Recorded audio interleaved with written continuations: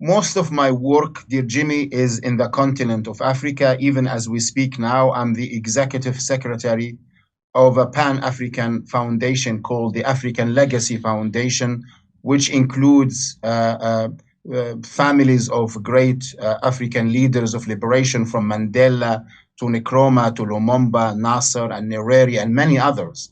And in my work in Africa, I can assure you, people are aware of the evil committed by the Western centers of hegemonies. And they know more than that. They know that this does not involve the everyday people of America or the West. They know this is only serving the elites, the 1%, the top 1%, and that whatever wealth is stolen from Africa, whatever natural resources goes into the pockets of the billionaires and the multinational corporations with their centers in European and American cities.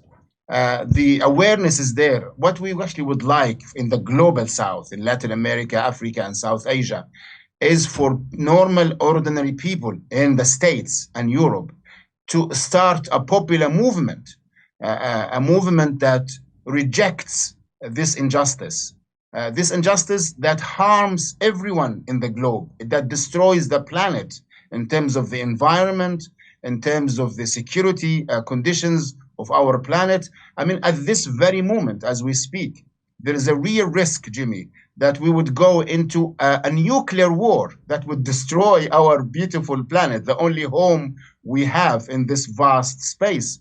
And yet, the mainstream media in your country of America is pushing for this war to go ahead. They are antagonizing Russia, a nuclear power.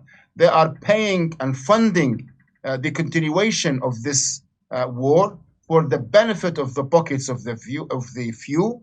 While this war, if it breaks out, a nuclear war, it would destroy everyone and every city in the West. So the people of Africa are aware, they are very critical of the West. What we are hoping for is that a popular movement, a critical one, starts in your own country, that people start rejecting Biden and the Democrats and the Republicans and start forming a new line of politics, politics of unity, not of division between blacks and whites and straights and gays, but politics of unity between all workers, employees, the poor, the people who are down, who are not part of the 1%. And then I think nations of the world can stop this injustice, this ugliness, this violence, and this threat to the lives of millions around the world with nuclear wars and nuclear weapons. This is my opinion, Jimmy. So I share your hope that that happens. Now, the problem that we run into is that whenever people try to stand up against the establishment, whether it be here or Canada or anywhere else, they immediately criminalize those people. Like, for instance, they did to the truckers in Canada, who were the most peaceful protesters I've ever seen. They immediately called them white supremacists and Nazis and said they were violent, and they froze their bank accounts. And not only did they freeze their bank accounts and put people in jail illegally, they declared a national emergency so they could do so, which was now recently been declared by the Canadian Supreme Court as being unconstitutional. When they did that, of course, no one's going to have to pay a price for that. So in the United States, Barack Obama got rid of habeas corpus, which means that if you get arrested, they have to charge you with a crime, and you have a right to know what those charges are, and you have a right to a speedy trial. They've gotten rid of that in the United States. And so that's why well, look what they're doing to Julian Assange, right? There's no credible charges against him. They've kept him locked up for years and years, and in a slow torture and a slow death. That's what the United States does, and they did that because he did journalism, because he revealed their war crimes. And so, in the United States, if somebody does stand up against them, well, look what they did to Russell Brand most recently, right? That was obviously a hit job in coordination with the government and the corporate media owned by the billionaire class, the same billionaires that did Libya, the same billionaire class that did Iraq, that did Syria, that did a 20-year occupation of Afghanistan, committed a genocide in Yemen, is now funding a genocide in Gaza. Those are the same people. That's what that they have the power, right? So as soon as I talk to somebody, so with the only thing that scares the establishment and the oligarchy, because we live in an oligarchy in the United States. This is not a democracy, right? The elections are a sham. They're just for Absolutely. show. And it's been proven by a Princeton study over a decade ago that it doesn't matter who you vote for, what the elite wants, they get, right? And no matter what the workers want, their will is never reflected back in legislation. So this is the definition of an oligarchy we're living in. And if you try to stand up against that oligarchy, the only thing that scares them is when people from the left, like me, and people from the right come together and Unity, yes. oppose them.